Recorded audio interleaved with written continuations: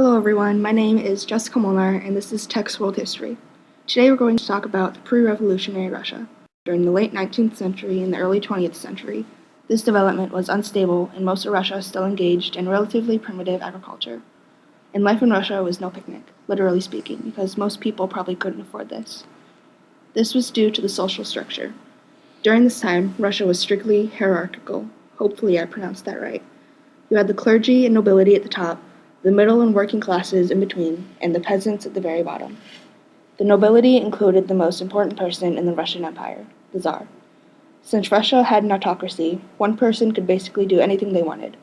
All the wealth and power was controlled and distributed by these rulers.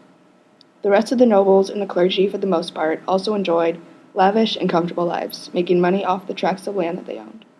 Moreover, people of the middle class worked both for the government or in the private sector as merchants, bureaucrats, or trained professionals.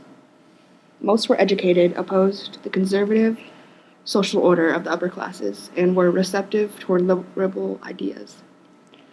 Below this was working classes, who were usually employed as factory workers, artisans, soldiers, and sailors, between other things. At the very bottom were the peasants, who actually made up 82% of the total population. Most of these people were illiterate and lived in small secluded villages that were wary of any outsiders. And the majority of peasants were living in extreme poverty and were tired of these conditions. They would soon rise to overthrow the government, with Nicholas II being the last of these famous czars.